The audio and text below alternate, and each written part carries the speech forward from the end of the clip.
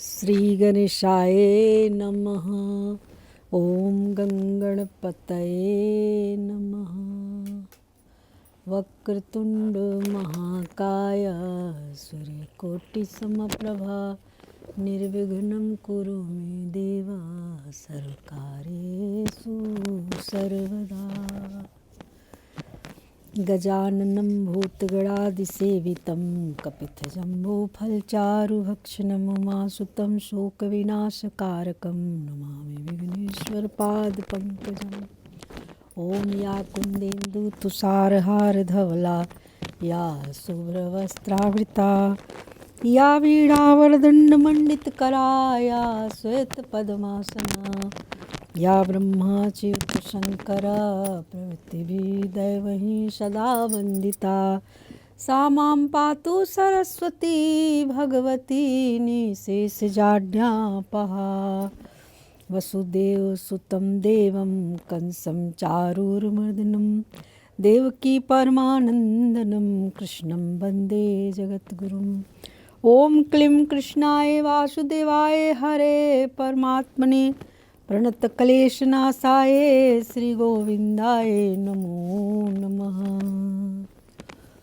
लोकाभिरामं रणरङ्गधीरं राजीवनेत्रं रघुवंशनाथं कारुण्यरूपं करुणाकरं तं श्रीरामचन्द्रं शरणं प्रपद्ये।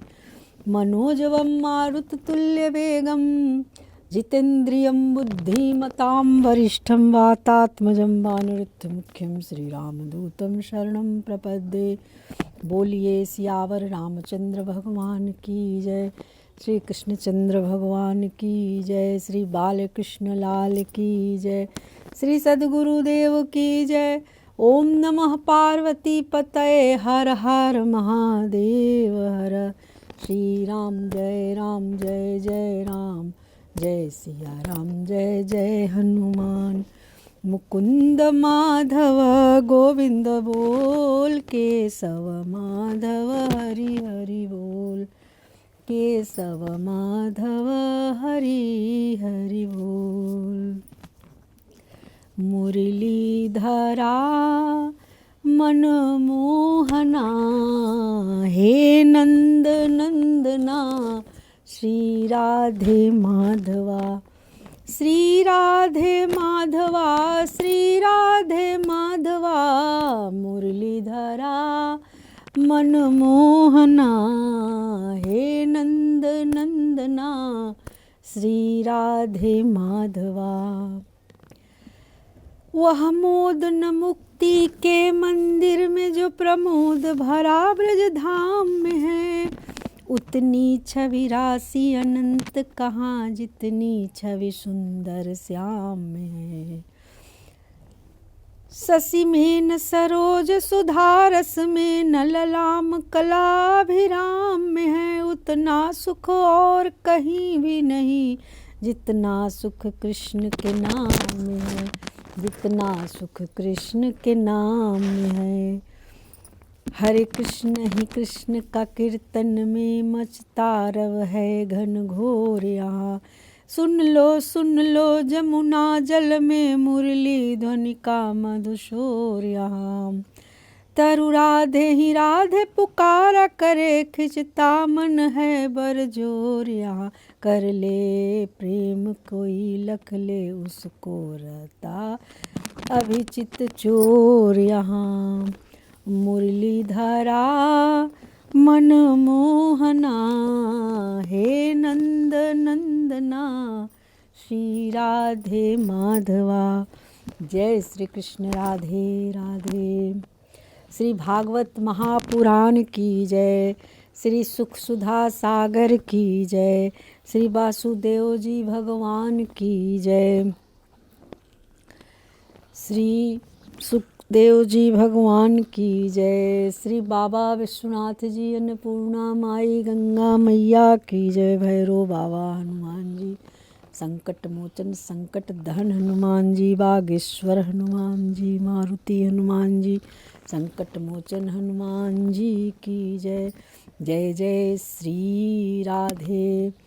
आइए हम लोग श्रीमद् भागवत महापुराण के चतुर्थ स्कंद का 7वां अध्याय में प्रवेश करते हैं।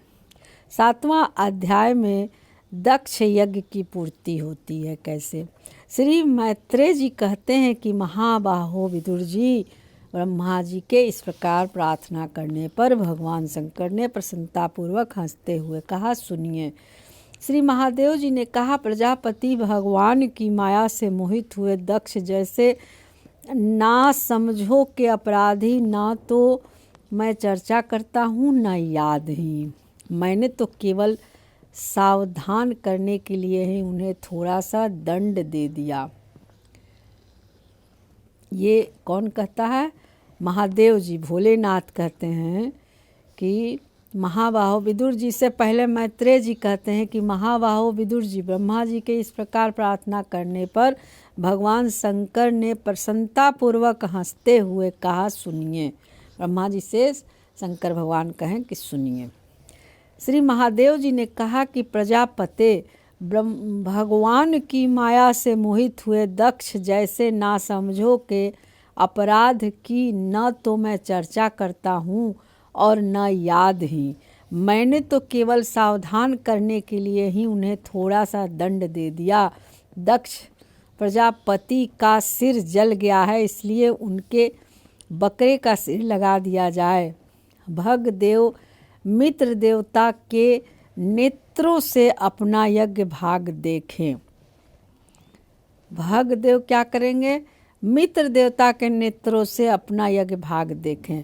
पूसा जो है पिसा हुआ अन्न खाने वाले हैं, वे उसे यजमान के दांतों से भक्षण करें तथा अन्य सब देवताओं के अंग प्रत्यंग भी स्वस्थ हो जाएं, क्योंकि उन्होंने यज्ञ से बचे पदार्थों को मेरा भाग निश्चित किया है।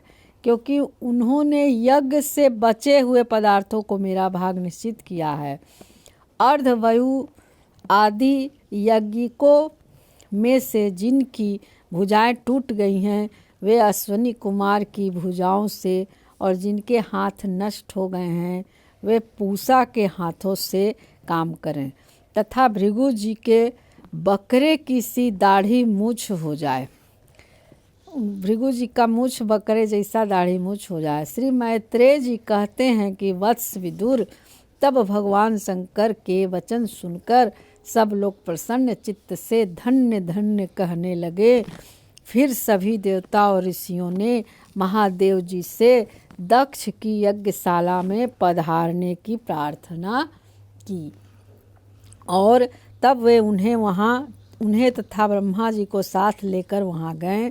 वहाँ जैसा तैसा भगवान शंकर ने कहा था उसी प्रकार सब कार्य करके उन्होंने दक्ष की धड़ से यज्ञ पशुओं का सिर जोड़ दिया। सिर जुड़ जाने पर रुद्रदेव की दृष्टि पड़ते ही दक्ष तत्काल सोकर जागने के समान जी उठे और अपने सामने भगवान शिव को देखा। दक्ष का शंकर द्रोह की कालिमा जो थी वो शंकर द्रोह की कालिमा से कलुषित हृदय उनका दर्शन करने से शरतकालीन सरोवर के समान स्वच्छ हो गया। भगवान शिव के दर्शन से उन्होंने महादेव जी की स्तुति करनी चाहिए, किंतु अपनी मरी हुई बेटी सती का स्मरण हो आने से उनको अपनी मरी हुई बेटी सती का स्मरण हो आने से स्नेह और उत्कंठा के कारण उनके नेत्र में आंसू भर आए। उनके मुख से शब्द न निकल सका। प्रेम से विभल परम बुद्धिमान प्रजापति ने जैसे तैसे अपने हृदय के आवेग को रोककर विशुद्ध भाव से भगवान शिव की स्तुति करनी आरंभ कर दी। प्रजापति ने दक्ष ने कहा, भगवान, मैंने आपका अपराध किया था, किंतु आपने उसके बदले में मुझे दंड के द्वारा शिक्षा देकर बड़ा ही अनुग्रह किया है।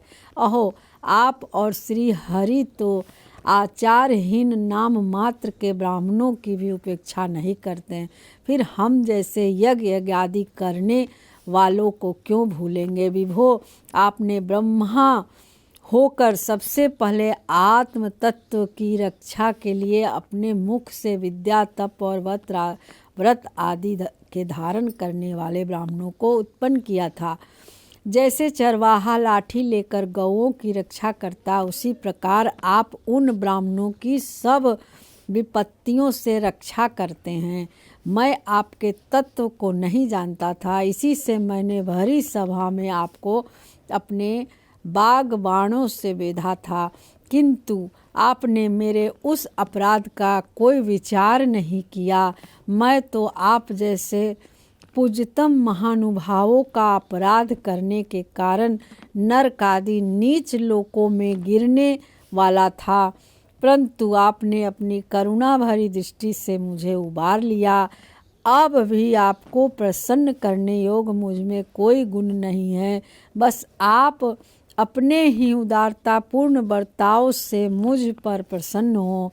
श्री मैत्रेय जी कहते हैं कि आशुतोष शंकर से इस प्रकार अपना अपराध क्षमा कराकर दक्ष ने ब्रह्मा जी के कहने पर उपाध्याय ऋत्विज आदि की सहायता से यज्ञ कार्य आरंभ किया। तब ब्राह्मणों ने यज्ञ संपन्न करने के उद्देश्य से रुद्रगण संबंधी भूत पिशाचों के संसर्ग जनित दोष की शांति के लिए 3 पात्रों में विष्णु भगवान के लिए तैयार किए हुए पुरोडास नामक चरु का हवन किया। विदुर जी उस हवि को हाथ में लेकर खड़े हुए। अधर्वयु के साथ यजमान दक्ष ने ज्यों ही विशुद्ध चित्त से श्री हरि का ध्यान किया, त्यों ही सहसा भगवान वहाँ प्रकट हो गए। बृहत एवं रथंतर नामक साम स्तोत्र जिनके पंख हैं, उन गरुड़ जी के द्वारा समीप लाए हुए भगवान ने दसों दिशाओं को प्रकाशित करती हुई अपनी अंग कांति से सब देवताओं का तेज हर लिया। उनके सामने सबकी कांति फीकी पड़ गई। उनका श्याम वर्ण था, कमर में सुवर्ण की करधनी तथा पीताम्बर सुशोभित थे। सिर पर सूर्य के समान देदीप्यमान मुकुट था। मुख कमल भौरों के समान नीली अलकावली और कांतिमय कुंडल से शोभायमान था। उनके सुवर्णमय आभूषणों से विभूषित 8 भुजाएं थी, जो भक्तों की रक्षा के लिए सदा उद्यत रहती है।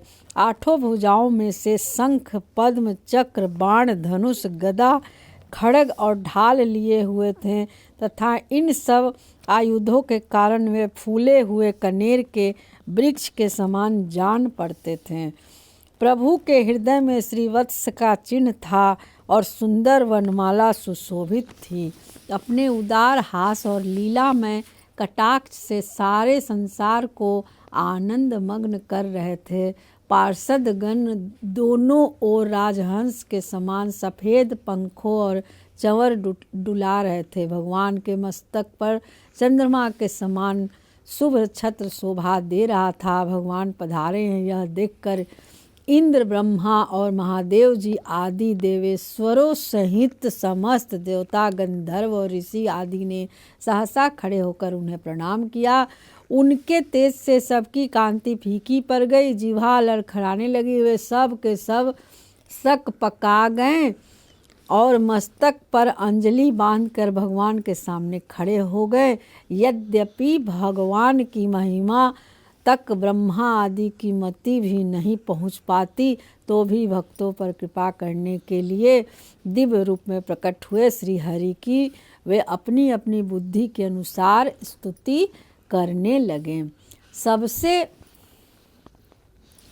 सबसे पहले प्रजापति दक्ष एक उत्तम पात्र में पूजा की सामग्री ले नंद, सुनंद आदि पार्षदों से घिरे हुए प्रजापतियों के परम गुरु भगवान यज्ञेश्वर के पास गए और अति आनंदित हो विनीत भाव से हाथ जोड़कर प्रार्थना करते प्रभु के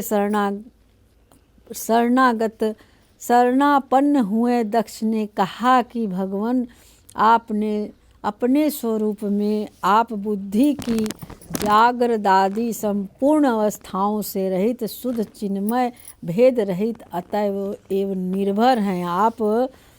निर्भय हैं आप। माया का तिरस्कार करके स्वतंत्र रूप से विराजमान हैं, तथापि जब माया से ही जीव भाव को स्वीकार कर उसी माया में स्थित हो जाते हैं, तब अज्ञानी से दिखने लगते हैं। ऋत्विजों ने कहा कि उपाधि रहित प्रभु भगवान रुद्र के प्रधान अनुचर नंदीश्वर के श्राप के कारण हमारी बुद्धि केवल कर्म कांड में ही फंसी हुई है। अतएव हम आपके तत्वों को नहीं जानते, जिसके लिए इस कर्म का यही देवता है। ऐसी व्यवस्था की गई है। उस धर्म प्रवृत्ति के प्रायोजक वेद त्रयी से प्रतिपादित यज्ञ को ही हम आपका स्वरूप समझते हैं। सदस्यों ने कहा कि जीवों का आश्रय देने वाले प्रभु, जो अनेक प्रकार के कलेशों के कारण अत्यंत दुर्गम है, जिसमें काल रूप भयंकर सर्प ताक में बैठा हुआ है, द्वंद्व रूप अनेकों गड्ढे हैं, दुर्जन रूप जंगली जीवों का भय है, तथा शोक रूप दावानल धधक रहा है, ऐसे विश्राम स्थल से रहित संसार मार्ग में जो अज्ञानी जीव कामनाओं से पीड़ित होकर विषय रूप मृग तृष्णा जल के लिए ही देह गेह का भारी बोझ सिर पर लिए जा रहा है, वे भला आपके चरण कमलों की शरण में कब आने लगे। रुद्र ने कहा, वरदायक प्रभु, आपके उत्तम चरण इस संसार में सकाम पुरुषों को संपूर्ण पुरुषार्थों की प्राप्ति कराने वाले हैं, और जिन्हें किसी भी वस्तु की कामना नहीं है, वे निष्काम मुनिजन ही उनका आदर पूर्वक पूजन करते हैं। उनमें चित्त लगा रहने के कारण यदि अज्ञानी लोग मुझे आचार भ्रष्ट कहते हैं, तो कहें, आपके परम अनुग्रह से ही मैं उनके कहने सुनने का कोई विचार नहीं करता। भृगु जी ने कहा, आपकी गहन माया से आत्मज्ञान लुप्त हो जाने के कारण जो अज्ञान निद्रा में सोए हुए हैं, वे ब्राह्मण आदि देहधारी आत्मज्ञान में उपयोगी आपके तत्व को अभी तक नहीं जान सके।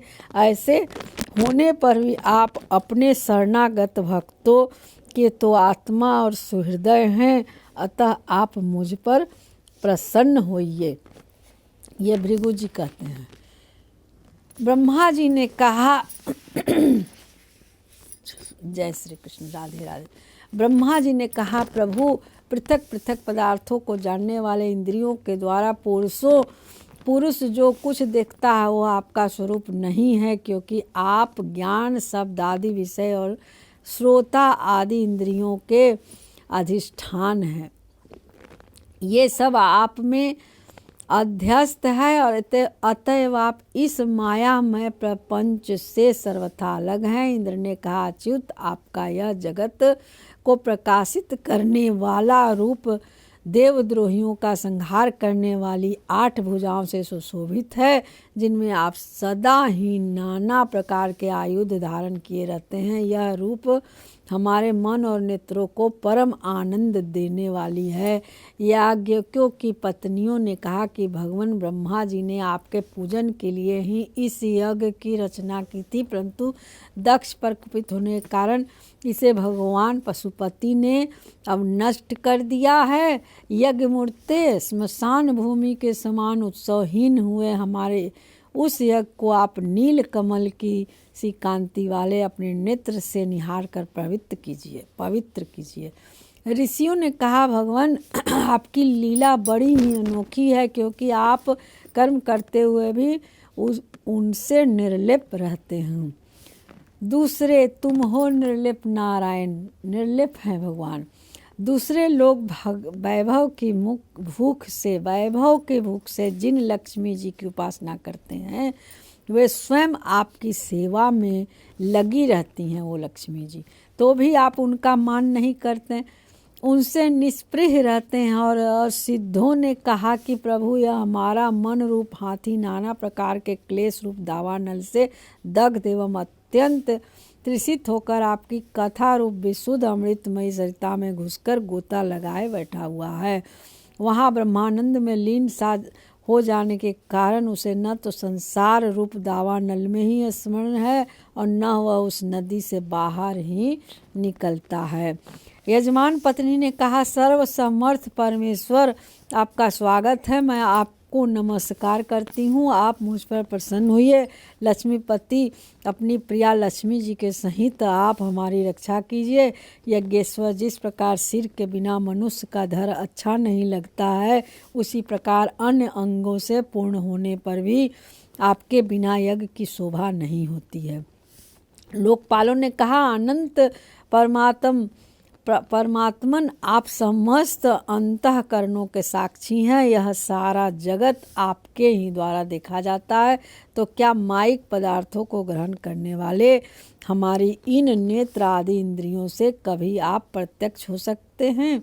वस्तुतः आप हैं तो पंचभूतों से पृथक, फिर भी पांच भौतिक शरीर के साथ जो आपका संबंध प्रतीत होता है, यह आपकी माया ही है।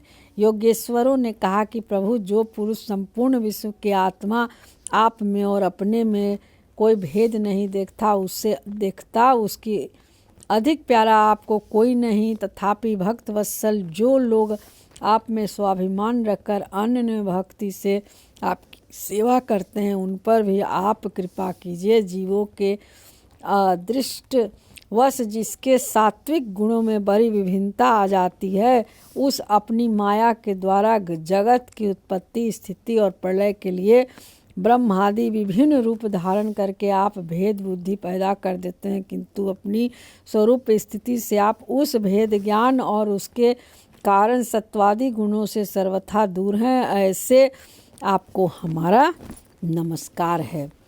ब्रह्म स्वरूप वेद ने कहा कि आप ही धर्मादि उत्पत्ति के लिए शुद्ध सत्व को स्वीकार करते हैं, साथ ही आप निर्गुण भी हैं, अतएव आपका तत्व न तो मैं जानता हूँ न ब्रह्मादि कोई और ही जानते हैं। आपको नमस्कार है। अग्निदेव ने कहा, भगवान आपके ही तेज से प्रज्वलित होकर मैं श्रेष्ठ यज्ञों में देवताओं के पास घृत मिश्रित हवि पहुँचाता हूँ। आप साक्षात यज्ञ पुरुष एवं यज्ञ की रक्षा करने वाले हैं। अग्निहोत्र, दर्श, पौर्णमास, चातुर्मास और पशु सोम, ये 5 प्रकार के यज्ञ आपके ही स्वरूप हैं, तथा आश्रावय, अस्तु, श्रौसठ यजे ये यजमाहे और वसठ, इन 5 प्रकार के यजुर्मंत्रों से आपका ही पूजन होता है।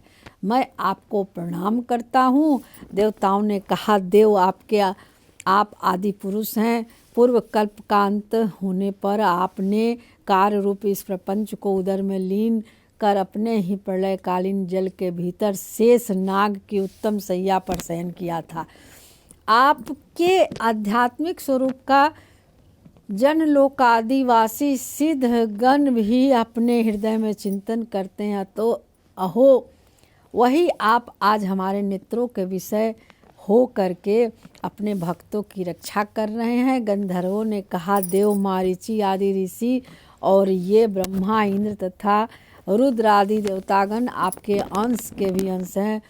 महत्तम यह संपूर्ण विश्व आपके खेल की सामग्री है। नाथ, ऐसे आपको हम सर्वदा प्रणाम करते हैं।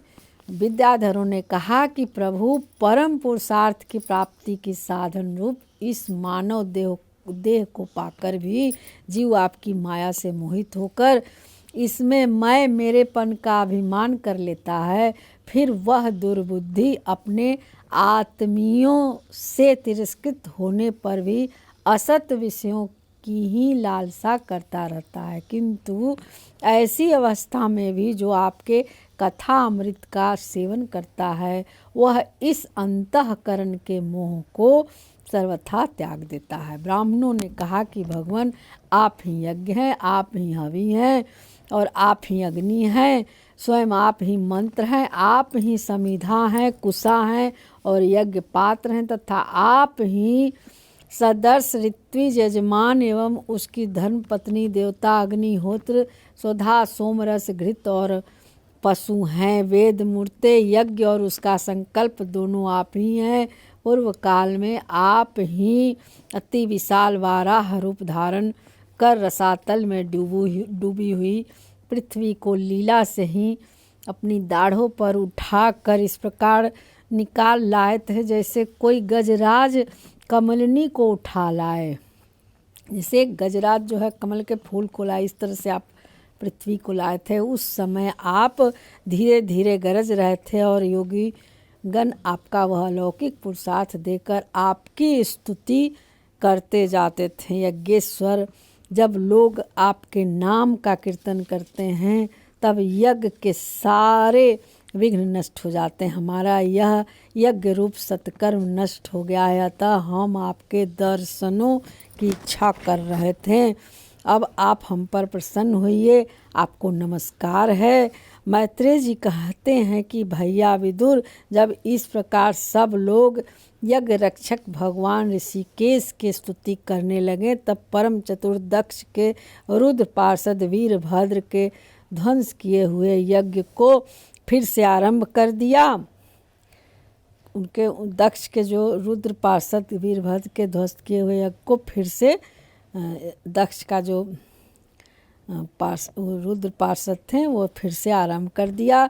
सर्व अंतर्यामी श्री हरि यूँ तो सभी के भोगों के भोक्ता हैं, तथापि त्रिकपाल पुरोडा स्वरूप अपने भाग से और भी प्रसन्न होकर उन्होंने दक्ष को संबोधन करके कहा कि श्री भगवान ने कहा कि जगत का परम कारण मैं ही ब्रह्मा और महादेव हूँ। मैं सबका आत्मा, ईश्वर और साक्षी हूँ। माने वही ब्रह्मा जी हैं भगवान ही, और वही महादेव हैं। मैं ही ब्रह्मा और महादेव हूँ।